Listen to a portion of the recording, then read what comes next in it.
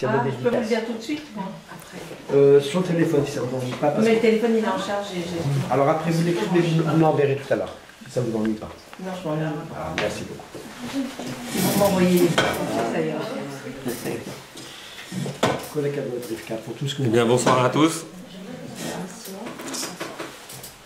Et merci beaucoup à Daniel de m'avoir invité. Merci à monsieur et madame Benchimol de nous recevoir. Que ce soit toujours que pour des bonnes choses et qu'il n'y ait dans cette maison que des brachot et des bonnes nouvelles, si Dieu veut. Amen. Hanouka Sameach, on ne peut pas ne pas remarquer, comme Daniel vient de le dire, que nous allumons ce soir la première bougie de Hanouka. J'ai longtemps hésité sur le sujet et finalement je vais rester en lien avec la paracha de la semaine. Juste une petite introduction par rapport à Hanouka. Hanouka, dont une des étymologies du mot vient de Chinour, Chinour qui veut dire éducation. Il y a un lien très fort entre Hanouka, d'abord parce que c'est une fête familiale, mais aussi et surtout parce que ce qu'on veut essayer de mettre en avant, c'est justement ce sur quoi on a été attaqué. Les Grecs, à l'époque du miracle de Hanouka, n'ont pas cherché à nous exterminer et ils n'ont même pas cherché à nous abandonner, à nous demander d'abandonner complètement la Torah.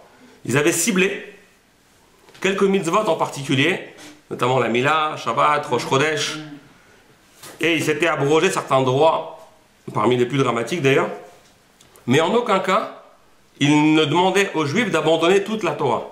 Ce qu'ils voulaient justement casser, c'était cette transmission-là, cette force-là du Chinour, et c'est un élément très très important à comprendre lorsqu'on veut essayer de réfléchir sur le personnage de Yosef. Il y a beaucoup de liens entre Yosef et la fête de Hanouka. Alors je ne vais pas rentrer dans des explications kabbalistiques parce que j'ai entendu pas mal de choses, mais la moitié j'ai pas compris. Mais en tout cas, il y a énormément de très belles explications qui font le lien entre Yosef et Hanouka. Moi je voulais juste revenir sur cette force du Chinour. Imaginez Yosef qui est... Alors, je remets tout le monde à un niveau par rapport à l'histoire, je suis sûr que vous la connaissez parfaitement bien.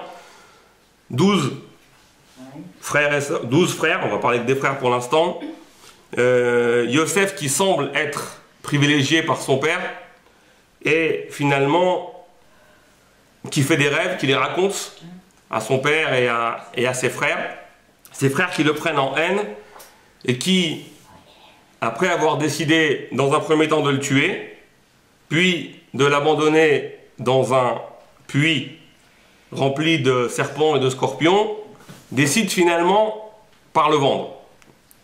La question reste à savoir si c'est eux qui l'ont vendu ou pas, il faut reprendre le texte, mais enfin. Il est finalement vendu, il descend en Égypte, et là les catastrophes continuent.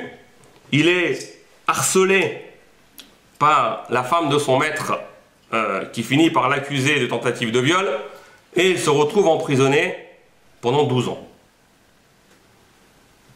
Pendant 12 ans, il a vécu dans une prison égyptienne dont la réputation était que personne ne sortait vivant de ces prisons-là. Voilà qu'au bout de 12 ans, déjà, essayons de comprendre comment Yosef a résisté aux avances de la femme de Potiphar.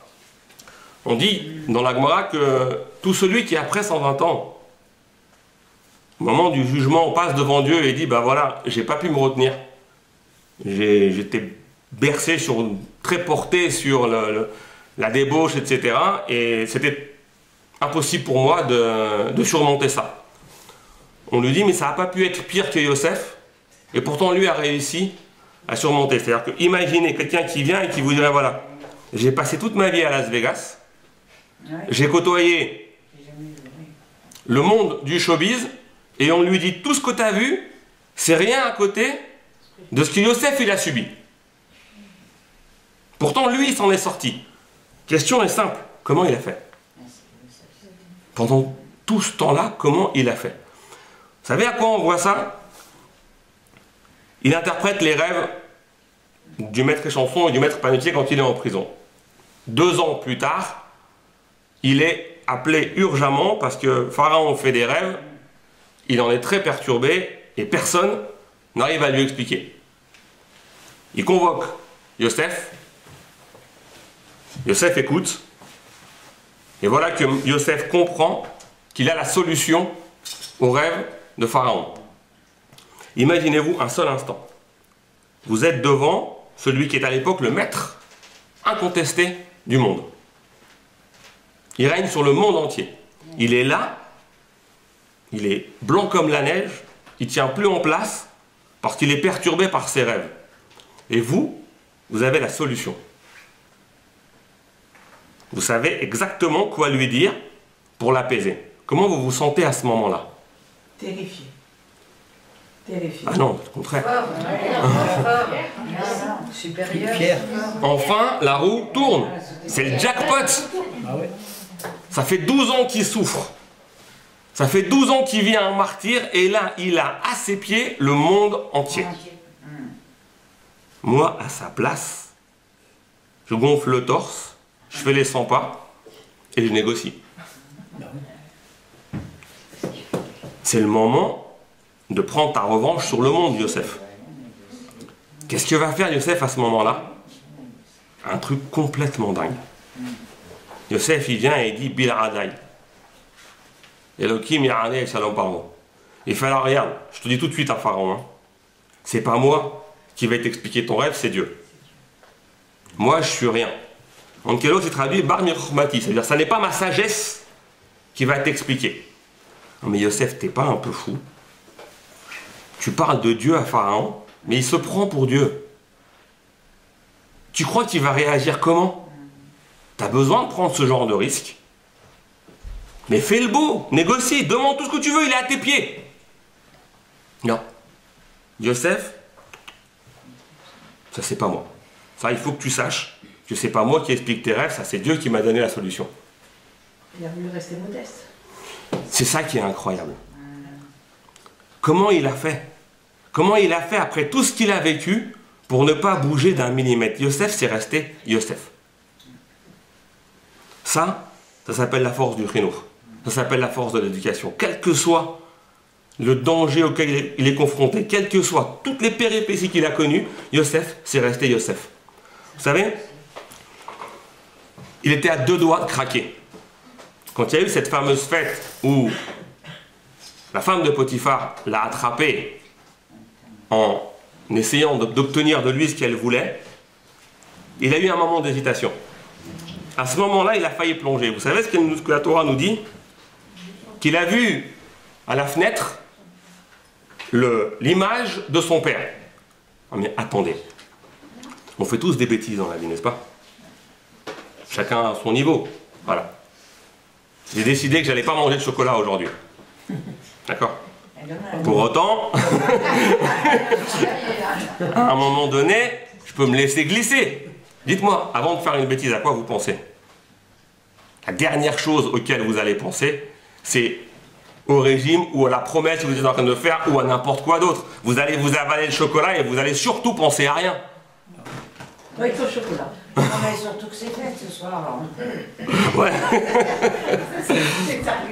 Mauvais exemple, vous pourrez manger des chocolats. Merci. En réalité, on peut se demander comment ça se fait que c'est à ce moment-là que Yosef, il a vu la photo de son père.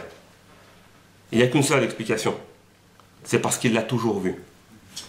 C'est parce qu'à chaque instant de sa vie, il a la photo de son père en face de lui. Et il se pose la question, est-ce que ce que je suis en train de faire, mon père, il serait d'accord avec moi ou pas? C'est le seul moyen pour que même dans un moment où il est en train de lâcher prise, un moment où il est en train de tomber, il peut encore voir la photo de son père. Parce que normalement, quand on sombre, on ne voit plus rien. Une fois qu'on est tombé, ça y est, c'est fini. Quand on est arrivé dans la faute, on va tout droit. Non. Comme il est tout le temps en train de penser à son père, même dans ce moment-là, il y pense encore. Et c'est ça qui l'a sauvé. Vous savez, c'est pas pour rien qu'on se retrouve ici ce soir, dans cette maison. Parce que, si vous me permettez de faire une toute petite éloge, Blainara, vous savez, le judaïsme nous demande de commencer par relever les bonnes choses, avant de savoir sur quoi on doit travailler. Soyons fiers de ce que nous sommes, et après on voit comment on grandit, c'est pas l'inverse. Et Blainara, que le bon Dieu les protège, c'est cette image que j'ai quand je vois les enfants Ben Shimon à la synagogue. Des enfants bien élevés, des enfants qui viennent et qui prient, qui sont à l'heure. Mais vous savez, Prenez un enfant de 16 ans ou 17 ans aujourd'hui dans la rue, comparez-le à ces enfants-là, c'est pas moins que le miracle de Hanouka. Je vous assure, d'avoir des enfants aujourd'hui qui tiennent la route dans le monde dans lequel on vit, c'est pas moins que le miracle de Hanouka. Qu'Hachem les protège et qu'on n'entende que des bonnes nouvelles, si Dieu veut. Je voudrais maintenant revenir à Yosef et vous poser 2 questions et avant une courte introduction. Si je vous demande, comme ça, but en blanc, l'arche de Noé, à quoi vous pensez? Déluge. Au déluge? Ouais, mais encore.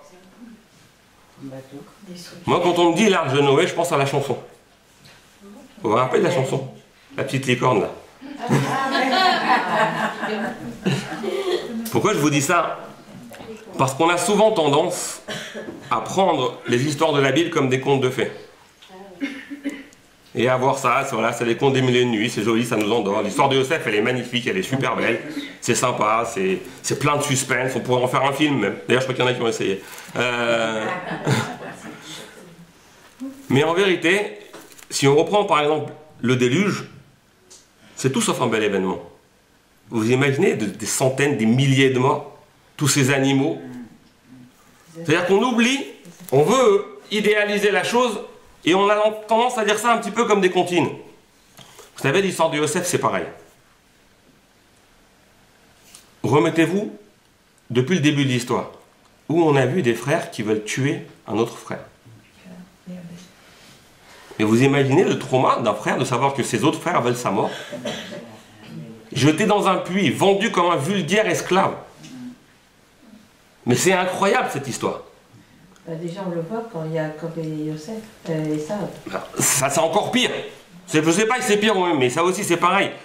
Vous savez, la plupart des propos que je vais vous dire maintenant, ils sont issus de Rav Foreman, c'est un Rav américain, qui a écrit un livre que sur l'histoire de Yosef. Ce que je vais vous rapporter, c'est quelques bribes de ce livre-là, je vous encourage à le lire. Ils l'ont traduit en français. Il existait en anglais, maintenant ils l'ont traduit en français. Un livre extraordinaire. Il a une manière fantastique de lire la Bible. Un ami m'a dit, il l'a surnommé le chirurgien du texte. C'est beau. Parce qu'il a, exact, je trouvais ça très beau, il a cette capacité de décortiquer le texte à merveille. Et l'histoire de Yosef est dramatique et je me pose 2 questions ce soir, et à mon avis on aura le temps de traiter que ces 2-là. Une question simple. Vous êtes Yosef. Ça fait 12 ans que vous croupissez en prison, et tout d'un coup vous sortez. Vous devenez vice-roi d'Égypte. Très bien. Pourquoi à ce moment-là, Yosef, t'envoies pas un SMS à ton père, et tu lui dis « Je vais bien papa, ne t'inquiète pas, je t'aime ». Déjà les SMS, Ok, envoie-lui un chameau, un pigeon voyageur, des serviteurs. T'es vice-roi d'Égypte. Tu peux faire ce que tu veux. Il a voulu rester modeste. Tu vas laisser ton père Il a voulu faire languir. pendant encore 10 ans dans la souffrance. Tu peux pas lui envoyer un petit message? Un pigeon voyageur, ok, tu veux pas te déplacer toi, tu veux pas ta peur, tes frères, etc. Mais pourquoi tu lui donnes pas signe de vie? Un tout petit message. Papa, je vais bien, tu me manques, salut, à bientôt. Dis-lui que t'es en vie. Ça fait 12 ans, ok, les 12 premières années, t'es dans une prison compliquée, je comprends. Mais après, il y a encore 10 ans. 7 années d'abondance, et jusqu'au moment où la famine qui commence, et le moment où ils vont se voir. Il va y avoir 10 ans. Pendant 10 ans, ça s'appelle pas ton père. Et on appelle ça Yosef Hatzadik. Mais moi, ma mère, si je ne l'appelle pas tous les jours, elle m'appelle 15 fois. Et lui, il reste 10 ans sans donner signe de vie à son père. Je crois qu'on a une réponse. Ah, avec plaisir. On va dire ensemble. C'est elle qui a dit. Non, mais je vois qu'il y a des mains qui se lèvent là. Elle sait, hein. Mais elle veut une bonne réponse. On vous écoute, mademoiselle. Son père était trop vieux et que ça allait le choquer, c'est ça? S'il savait, voilà. S'il aurait su, ça l'aurait choqué. Donc il voulait pas choquer son père. D'accord. Et ça va pas arriver le moment où il va le savoir?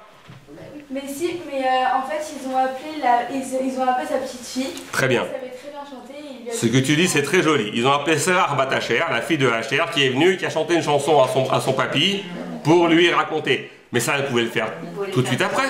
Pourquoi tu as attendu 10 ans pour faire ça? Tu aurais pu envoyer Sérach, la fille de Hacher, 10 ans avant. Vous savez, cette question, elle est sublime. Je l'ai lu et je l'ai relu, je dis c'est incroyable, je me suis jamais demandé ça en fait. Il a le don de poser des questions, je ne sais pas d'où il les sort à chaque fois, c'est juste extraordinaire.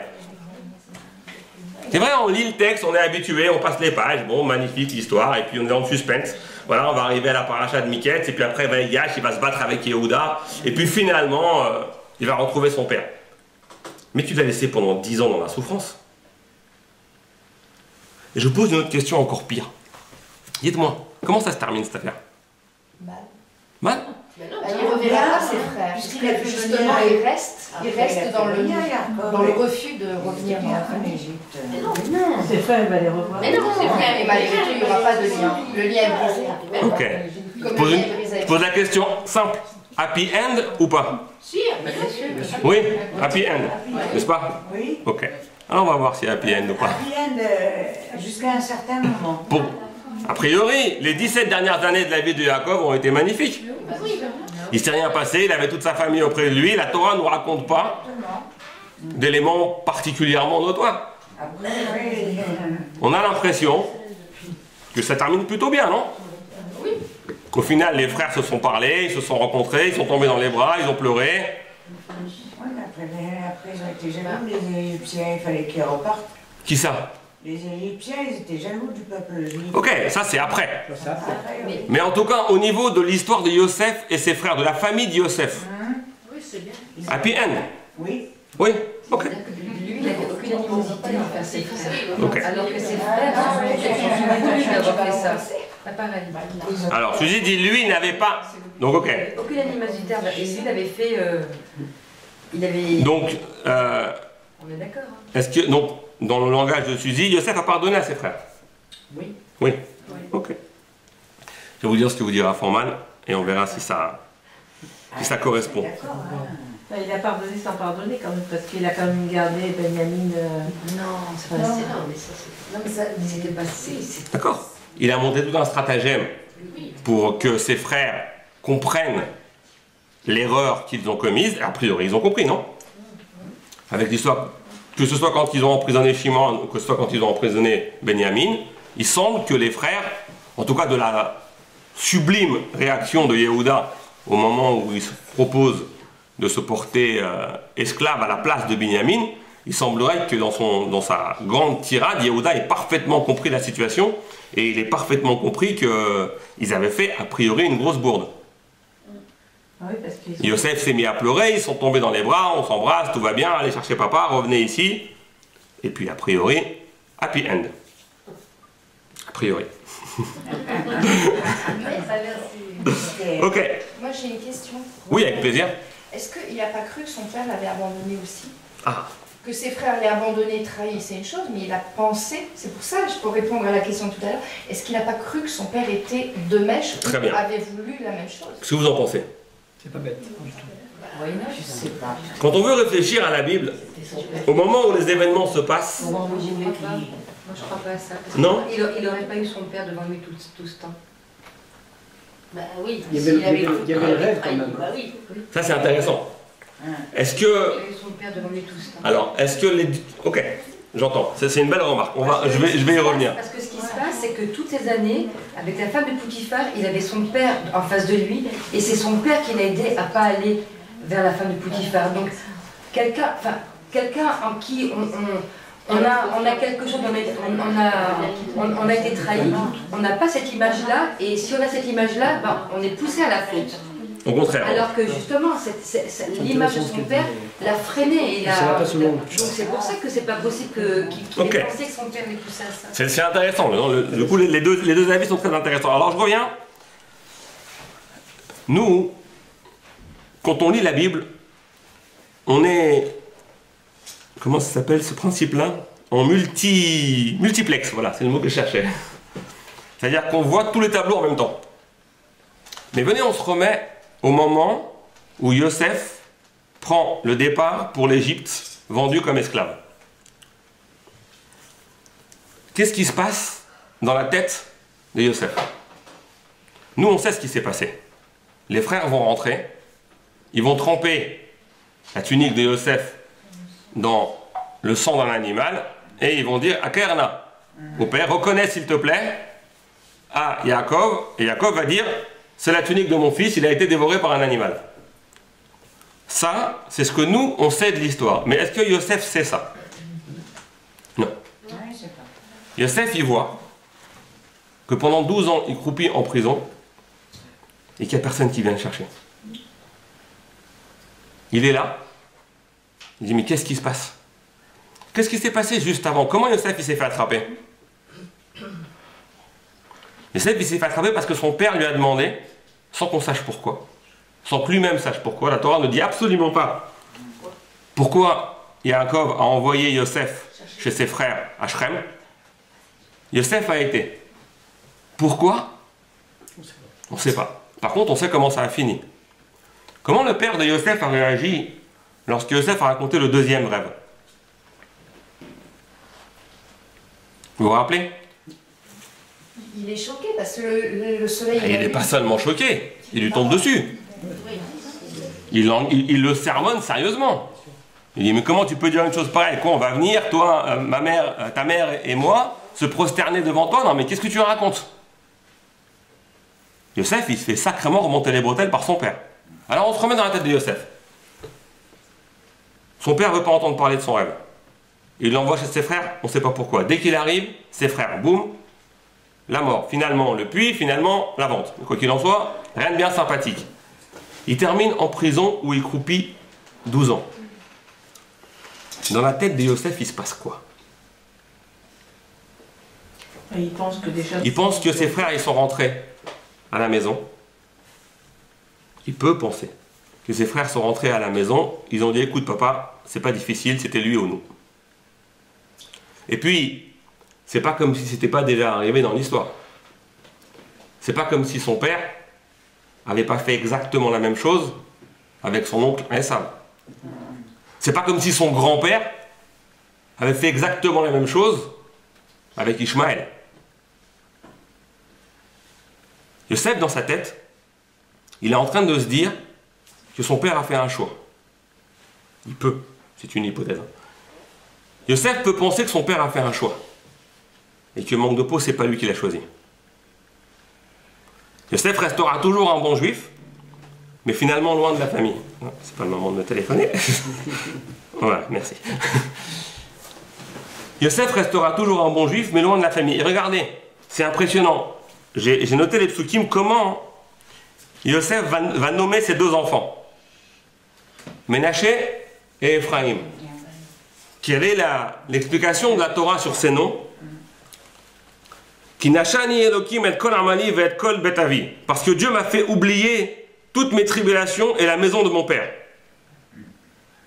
Ephraim, qui Ephraim Elohim Beretzoni, parce que Dieu m'a fait réussir dans le pays de ma misère. Yosef est en train de se construire une nouvelle vie. Et vous savez, c'est encore plus incroyable. Regardez maintenant, on va faire un parallèle. La première fois que je l'ai lu, j'étais un peu choqué, et après je l'ai trouvé absolument génial. Entre Yaakov et Pharaon. Pharaon va sortir Yosef du trou, du puits, c'est le même mot en prison, de la prison, d'accord?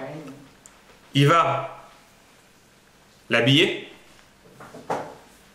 d'accord? Il va l'installer, lui faire une situation, il va le marier, c'est lui qui va lui choisir sa femme, il va lui donner un nouveau nom. Alors maintenant, faites le parallèle. D'un côté, Yosef, il se dit, mais où t'étais mon père quand j'étais en prison? De l'autre côté, c'est Pharaon qui le sort de prison. Où t'étais mon père lorsque, pendant tout ce temps-là, le deuxième, quand on m'a déshabillé, quand ils lui ont enlevé sa tunique, à l'inverse, Pharaon, qui lui donne des vêtements royaux. Où t'étais mon père quand je t'ai raconté mes rêves, quand je t'ai parlé de mon aptitude aux rêves, toi tu m'engueules. Pharaon, il m'admire. Qui c'est normalement qui donne un nom et une femme à quelqu'un? Le père. Qui c'est qui l'a fait ici? Pharaon. Pharaon. Yosef, il est devant un vrai dilemme. Il a même changé son nom. Il a même changé son nom, c'est ça. Qui donne un nom? Normalement, c'est le père. Pharaon donne un nouveau nom à Yosef. Pharaon offre une nouvelle vie à Yosef. Yosef, aujourd'hui, il se retrouve avec, finalement, si on peut s'exprimer ainsi, deux pères. Son père biologique, Yaakov, et puis celui qui, finalement, s'est occupé de lui comme un père, Pharaon. Pourquoi je vous dis ça? Parce que ça suffit à comprendre pourquoi pendant tout ce temps-là, Yosef ne donne pas signe de vie. Parce qu'il est persuadé que son père l'a lâché. Il est persuadé que son père ne voulait plus de lui, que son père a choisi. Il n'a lâché aucune de ses valeurs. Il restera un bon juif, mais loin de sa famille. Il a toujours le côté juif en lui. Il voit toujours le côté éducation de son père. Mais en tant que personne, on peut imaginer qu'il a coupé les liens. Un peu plus tard, dans la dernière rencontre que la Torah va nous raconter entre Yaakov et Yosef, il y a un passage très spécial. Yosef va se présenter à son père va le voir entrer, il va se relever de son lit et il va demander à Yosef une faveur. Vous vous rappelez?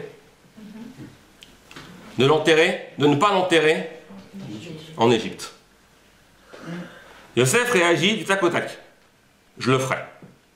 Je ne t'enterrerai pas en Égypte. Quelle devrait être la réaction de Yaakov? Merci. Merci. Non? Pas. Il n'a même pas réfléchi, il lui a dit oui, je le ferai. Qu'est-ce qu'il lui dit Yaakov? Jure. Jure. Comment jure? Tu ne me crois pas? À cause de la promesse à parole. Là, on est dans une discussion entre un père et son fils. Yaakov lui dit, s'il te plaît, ne m'enterre pas en Égypte. Yosef lui dit, je le ferai. Réaction de Yaakov, jure. Mais pourquoi tu le fais jurer? Et là, il y a un midrash extraordinaire. Il a un doute, c'est tout. Pardon? Il a un doute sur Yosef. Alors regardez, pour aller dans votre sens, le Rashi qui sur place, il ramène un midrash incroyable sur le fameux justement Vaishtarku Yosef Adrosh Amita. À ce moment-là, Yosef s'est prosterné. Pourquoi il s'est prosterné? Rashi il dit, pour ceux qui sont hébraïsants, Aïta mitato shelema she'en barasha she'are Yosef Melech ou she'nishba leven agoyim ve'are ou omed betzidko. Je traduis, parce que sa couche était parfaite, il n'avait aucun rachat dans ses descendants, et voici que Yosef était roi, et bien qu'il ait été emprisonné, capturé parmi les goïms, il est resté tzaddik. Attendez, ça fait 17 ans que tu vois ton fils. Ça fait 17 ans que tu l'as retrouvé. C'est maintenant seulement que tu te rends compte que c'est un tzaddik. Mais pendant tout ce temps-là, tu as pensé quoi de ton fils? Il faut attendre ce Vaishtachu Adrosh Amita, ce moment où Yaakov va se prosterner, pour que Yaakov dise, mon fils Yosef c'est un tzaddik. Mais tout ce qui s'est passé avant, il ne te l'a pas démontré. 12 ans dans les prisons égyptiennes, il n'a pas bronché d'un millimètre. Tout le cabot qu'il t'a fait, les rangalotes qu'il a envoyées, enfin, il faut reprendre le texte, on n'a pas le temps maintenant, mais toute la démonstration de Yosef, elle est splendide. C'est seulement maintenant que Yaakov dit, mon fils Yosef, c'est un tzaddik. Pourquoi seulement maintenant? Pourquoi pas avant? Qu'est-ce qu'il y a de spécial?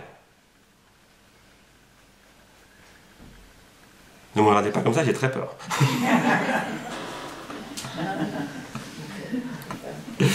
Qu'est-ce qu'il y a de spécial? Qu'est-ce qu'il a vu de tellement spécial pour que maintenant, il ait besoin de se prosterner et de dire, vous savez, Yosef, c'est un tzaddik? Eh bien, on peut comprendre avec ce qu'on a dit jusqu'à présent. S'il y avait réellement, dans la tête de Yosef, une opposition entre son père biologique et celui qu'il a finalement traité comme un fils. Tant que ils sont à des centaines de kilomètres, parce qu'entre l'Égypte et Israël, des centaines, ça suffira. Tant qu'ils sont à des centaines de kilomètres, tout va bien. C'est pour ça que quelque part, il y a comme un bénéfice secondaire. Parce que Yaakov ne soit pas en Égypte. Mais voilà, maintenant, Yaakov est en Égypte. Et pas seulement ça. Quand est-ce que ça va devenir difficile pour Yosef? Quand les deux, celui à qui il voue le respect, parce que finalement, d'un côté c'est quand même sympa d'être le fils de Yaakov, d'un côté c'est sympa aussi d'être aussi proche de Pharaon. Il est vice-roi, il a tous les pouvoirs, et d'un autre côté il reste le fidèle descendant de Yaakov. Tant qu'il arrive à ménager les deux, il est au top. C'est quand qu'il va y avoir un problème? C'est quand les deux personnes vont lui demander des choses contradictoires. Et qu'il va devoir faire un choix. C'est là où ça va devenir compliqué pour Yosef. C'est qu'en ce moment-là, c'est maintenant. Parce que Yaakov Avinu est pour l'Égypte un personnage public.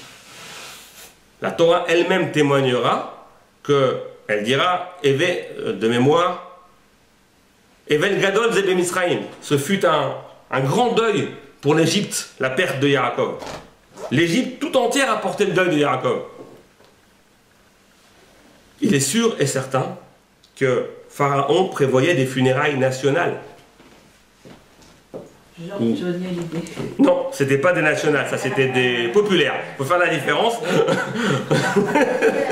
Oui, il y a eu national pour Dormesson et populaire pour Johnny Hallyday. Ils auraient dû faire un populaire aussi pour Joss de Rabbi Eisenberg. Voilà, ça, enfin bon, bref, on va pas.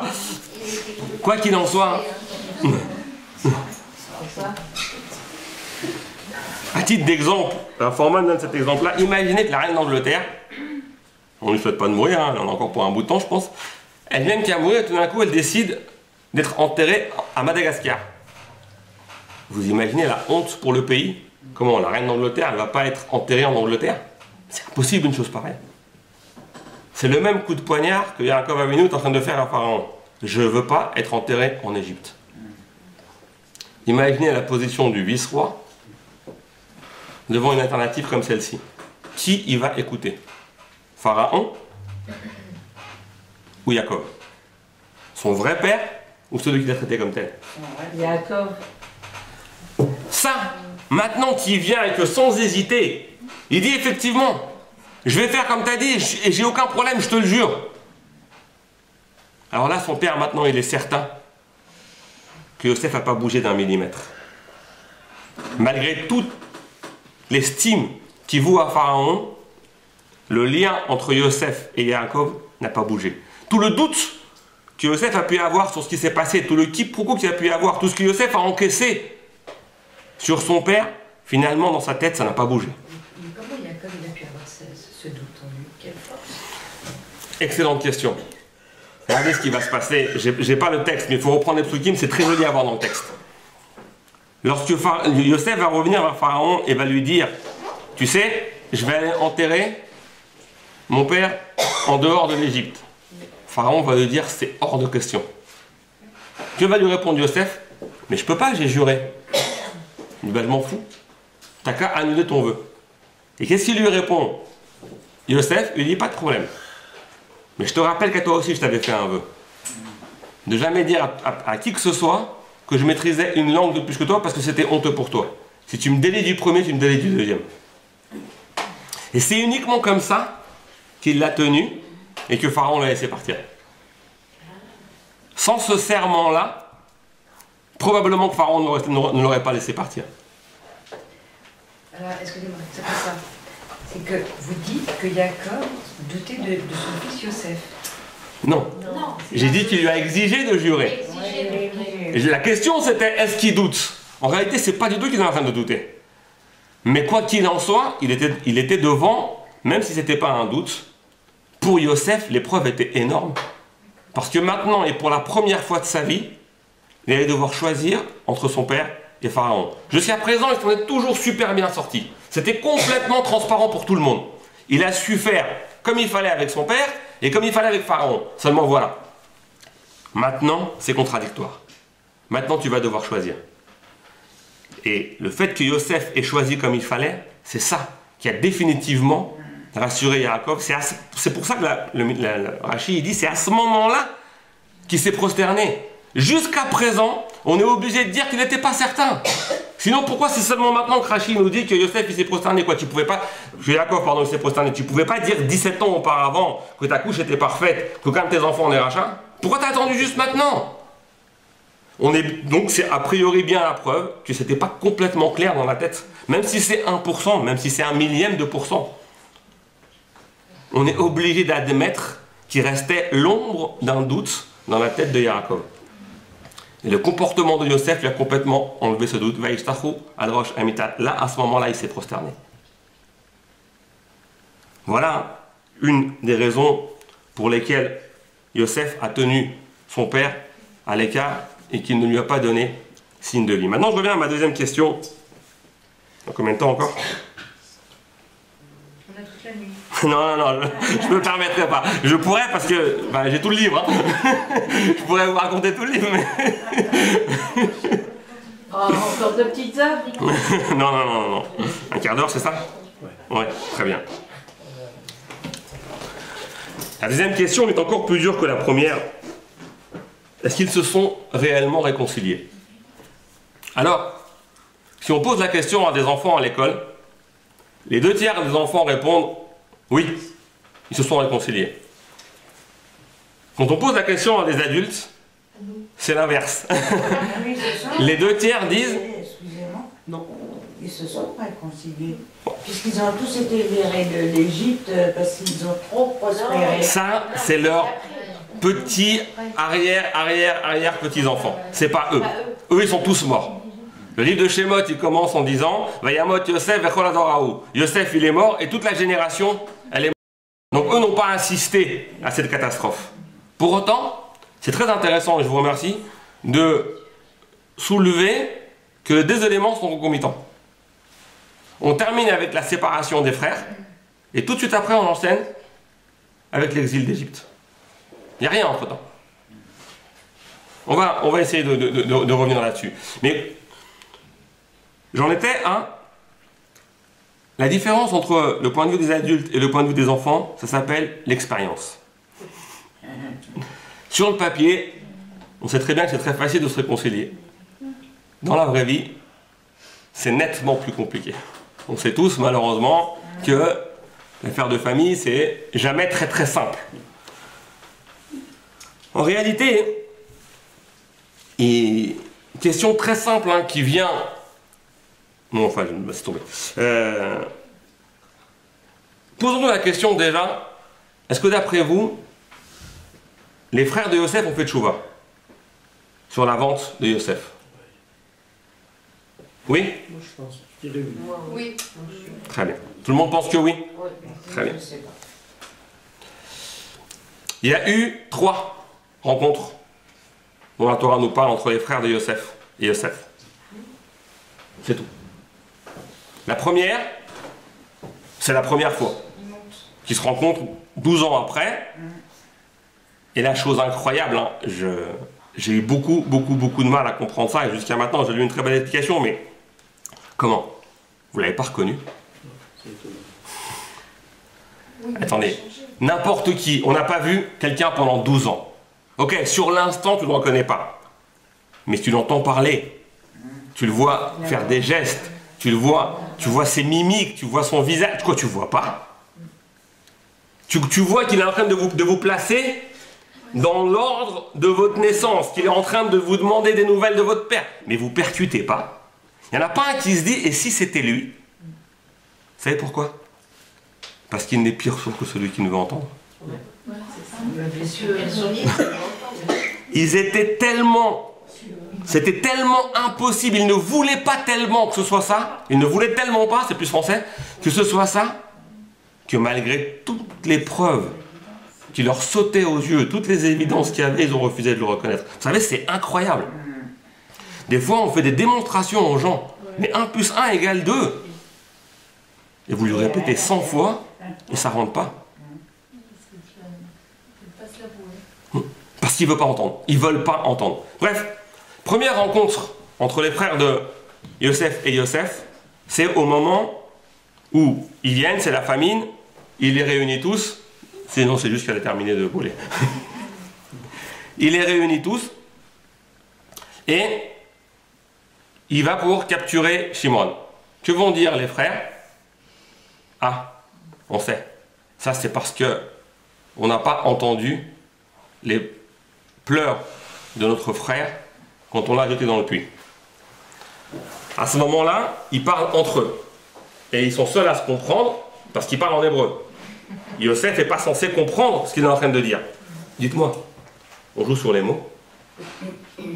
Attendez, si un des frères devait dire aux autres, on a fait une bêtise, il aurait dû dire quoi?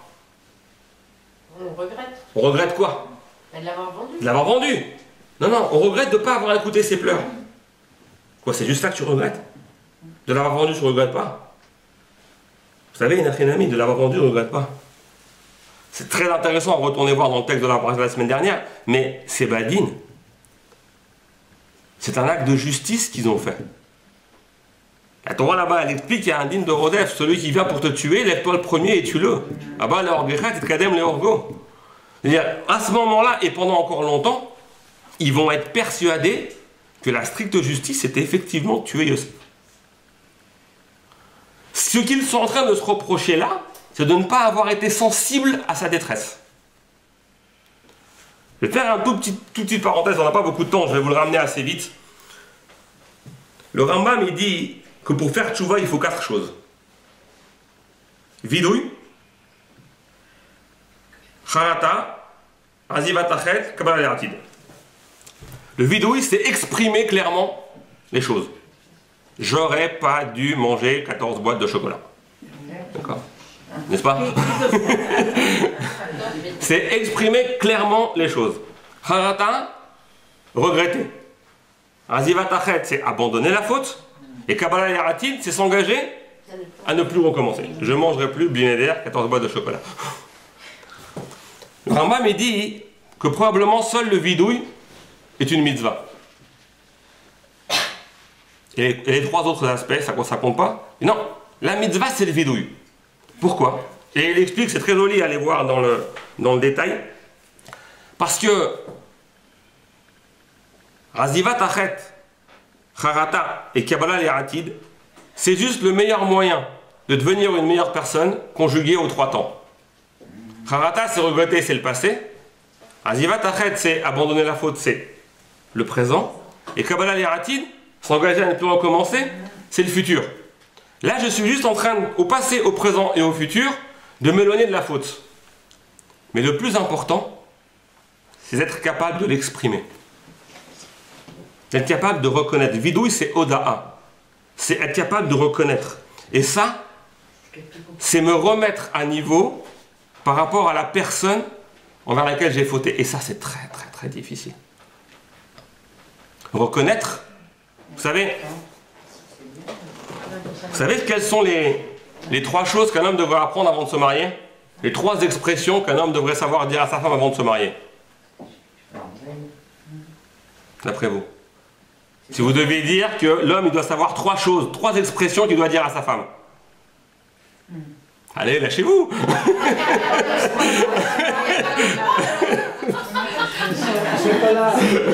Ils sont pas là, profitez-en. Je respecterai tout ce que tu dis, tu as un 6e sens. Tu as toujours raison. Ok. Vous allez être surpris, mais dedans il n'y a pas je t'aime. Les 3 choses, c'est merci, je t'admire et je m'excuse. Ne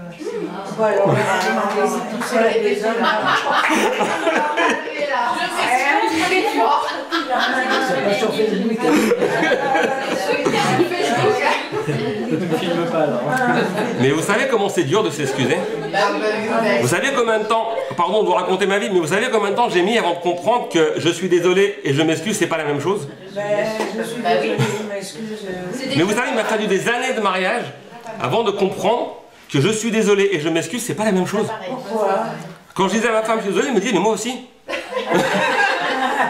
Moi, il ne dit pas ouais, moi aussi. Il ne dit rien du tout. Ni excuse, ni désolé. Il faut changer, c'est grand point. Il n'a rien changé, il est tout seul. Mais vous savez, s'excuser, dire merci, quand quelqu'un m'a fait quelque chose, quand quelqu'un m'a rendu un service, la relation entre nous est déséquilibrée.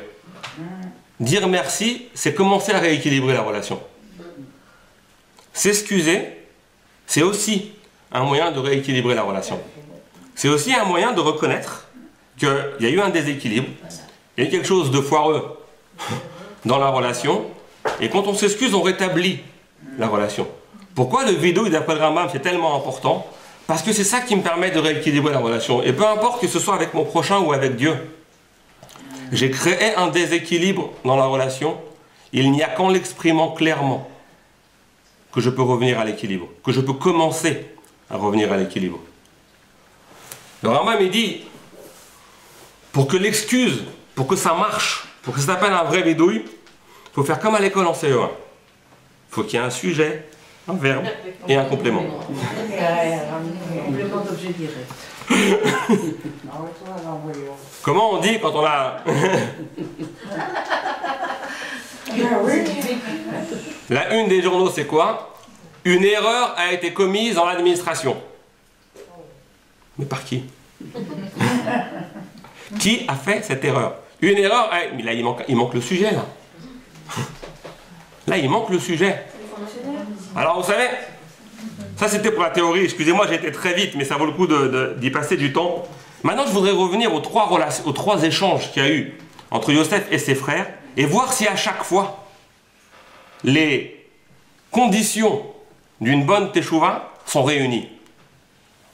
Lorsque, la première fois, Yosef rencontre ses frères, ils disent « On n'aurait pas dû faire ça ». Mais est-ce que ça, c'est une bonne teshuva? Non. Pourquoi? Pour une raison simple. Ils ne savent pas à qui ils s'adressent.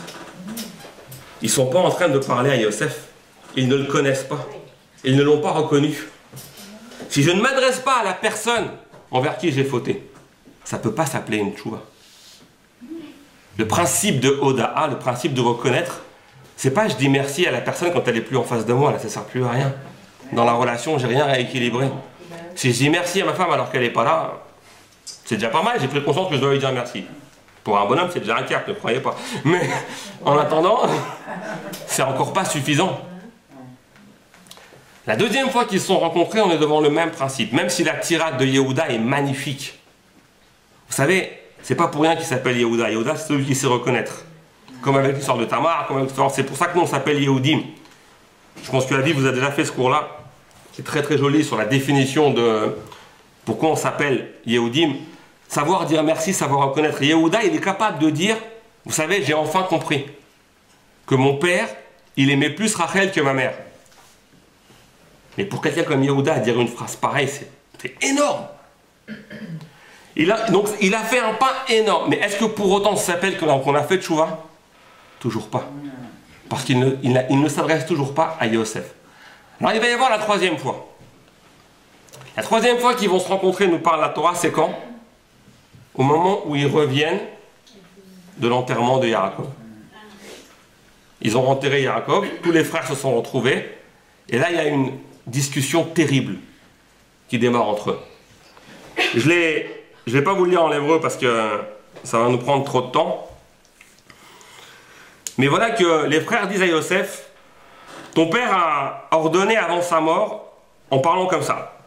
Ainsi vous allez dire à Yosef, s'il te plaît, ne porte pas la faute de tes frères. Ils se sont mal comportés envers toi. Ne leur en tiens pas rigueur. Et pour cela, nous nous rendons esclaves devant toi.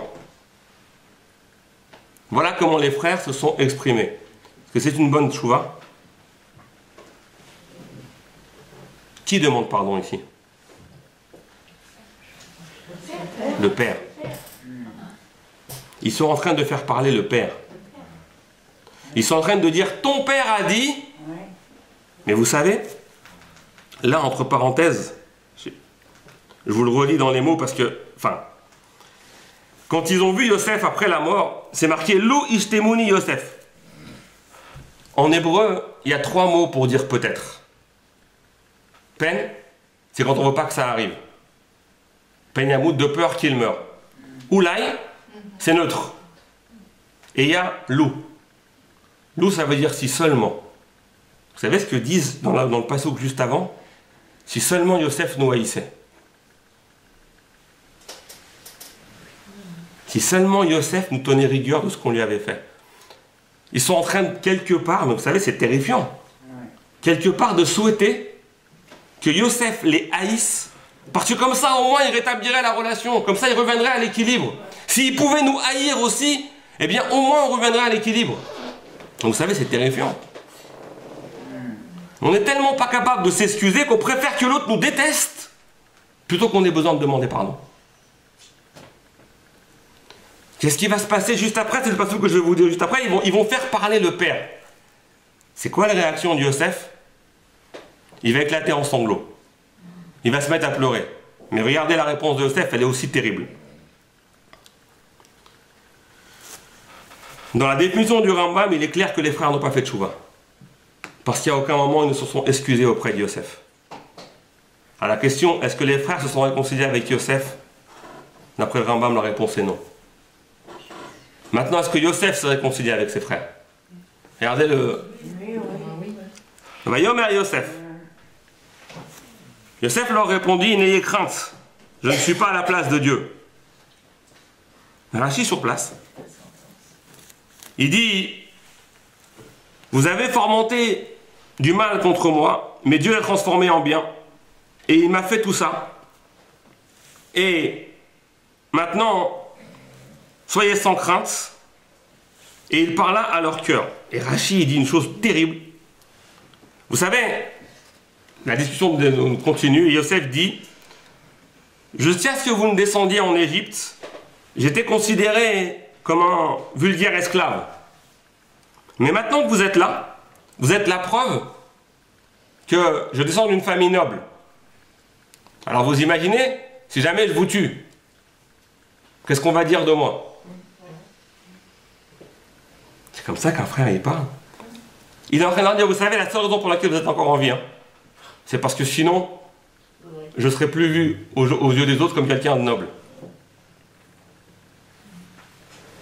Atachat, pour revenir sur la phrase qu'il a employée, ça c'est l'explication, mais la phrase, regardez. Je relis la phrase qui dit, vous avez voulu me faire du mal, Dieu l'a transformé en bien. C'est pour cela que vous allez vivre. C'est-à-dire, qui Yosef fait-il parler?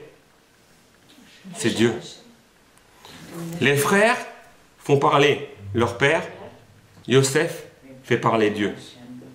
Mais aucun n'est capable de mettre le bon sujet au verbe. Et vous savez, et je vais conclure avec ça, c'est quoi la conclusion de cela? Eh bien, il suffit de tourner la page. C'est l'exil. L'exil. Parce que les frères n'ont pas été capables de régler leurs affaires de famille, c'est Dieu qui s'en est mêlé. Vous savez, cette histoire de la vente des frères de Yosef, je vous l'ai dit en introduction, je l'ai dit Shabbat à la choule. Rav Elchanan Wasserman, de mémoire Béli, qui est mort en 41, tué par les nazis, un élève du Chafetz Chaim. Les Juifs, on est accusés d'une chose, c'est juste incroyable. On est persuadé que pour fabriquer nos matzot, on égorge des chrétiens. Des enfants. Des enfants, d'accord? Dans toute l'histoire, j'ai raconté une histoire qui s'est passée à Jérusalem, à l'époque où c'était sous domination jordanienne, dans l'époque de la Khourbala, enfin bref, dans les 4 coins du monde. Demandez à un goy comment les juifs fabriquent les matzot? Ils vont tous vous dire avec le sang d'un enfant chrétien. Mais c'est incroyable. Vous savez, pour qu'un mensonge persiste, il faut qu'il y ait une part de vérité. Sinon un mensonge n'y tient pas. Alors elle est où la part de vérité ici? Nous on sait très bien que s'il y a la moindre tache de sang dans l'œuf, on jette l'œuf. Et si jamais vous l'avez mélangé, on jette tout. Quoi, même le sang dans un œuf, ça invalide la matzah et on va mettre du sang d'un chrétien. Mais comment ça a pu tellement culbuter pour en arriver là? Al-Hanan Nasama, il dit, vous savez d'où ça vient? Du sang de la tunique de Yosef. Mais vous savez, cette histoire, elle nous poursuit et elle nous poursuivra jusqu'à la fin des temps. Ce qui s'est passé avec les frères, on a parlé d'éducation au début, ça a marqué des générations à venir. Ces frères qui finalement, dans cette lecture, 2 minutes après, j'écoute avec plaisir vos questions, qui finalement, d'après cette lecture-là, ne se sont jamais réconciliés. Ni les frères vis-à-vis de Yosef, ni Yosef vis-à-vis de ses frères. Vous savez, ça rend la lecture beaucoup moins happy end qu'on l'avait imaginé. Mais ça nous remet dans la vraie vie. Parce que dans la vraie vie, c'est comme ça. Dans la vraie vie, dans nos relations avec les autres, c'est comme ça qu'on vit. Allez vous en sortir avec une histoire de famille. Allez vous en sortir. Mais vous savez comment? Le message de Dieu, c'est quoi? Ok, pas de problème. Si vous n'arrivez pas à régler ça entre vous, c'est moi qui vais m'en mêler. Mais vous savez, c'est terrible. Hein, la plupart du temps, peut-être que les gens se réconcilient quand il y a un mort devant eux. Mais c'est incroyable. Vous savez le nombre de gens, le nombre d'histoires de famille qui ont été résolues parce qu'il a fallu qu'il y ait un mort qui soit là et qui dise voilà, maintenant ça y est, on va faire la paix. Mais vous savez, c'est juste incroyable. Une des plus grandes leçons qu'on peut tirer, c'est résolvons nos affaires de famille avant que Dieu s'en mêle. Parce que la conclusion de l'histoire des frères de Yosef qui n'ont pas réussi à se résoudre, on tourne la page. Et c'est le début de l'exil d'Égypte. Voilà, mesdames. Vous avez des questions, avec plaisir? Oui, depuis Yosef Sédek qui... J'entends pas, pardon. Depuis que Yosef Sédek n'est plus, lui qui interprétait les rêves, on n'a plus le droit d'interpréter les rêves. Alors, plus le droit, je ne le dirais pas comme ça. Je dirais qu'on n'a plus la compétence. Je dirais plus que c'est un problème de compétence. Je ne dirais pas qu'on n'a plus le droit de les interpréter. On dit que les rêves, c'est un 60e de la prophétie. Je dirais qu'on n'a plus la compétence pour le faire. Eh bien, on n'est pas capable de les rêves. Non, c'est pas pareil. Il y a des gens spécialisés. Moi, j'avais une tante qui m'apprenait des rêves. Et depuis que j'ai lu le livre que j'ai acheté sur Yosef Sédek, j'ai même passé à mon fils Yves, mais lui, il n'interprète pas de rêve. Hein, il s'appelle Yosef. Hein. Ah ben. Eh ben, retenons ça. Savoir dire merci, savoir dire pardon. oui. Pour des femmes, c'est plus facile, mais bon, quand même. C'est dur, c'est dur. Non. D'autres questions? On paye jusqu'à nos jours la vente de... C'est sûr. On lit à Kippour et à Tisha B'Av le fait que la mort des 10 martyrs de Rabbi Akiva, etc., c'est venu être Mechaper. Alors il faut comprendre ce que ça veut dire. C'est venu faire une réparation, entre guillemets, des 10 frères. Mais voilà, ne serait-ce que l'accusation, d'après Rabbi Sarman, ne serait-ce que l'accusation de crime rituel qu'on entend tous les jours. Combien de massacres, combien il y a eu de pogroms sous couvert de cette accusation mensongère que les juifs tuent des chrétiens, des enfants chrétiens pour fabriquer les matzot. Combien de centaines, de milliers peut-être de juifs sont morts à cause de cette accusation-là. Voilà, mesdames.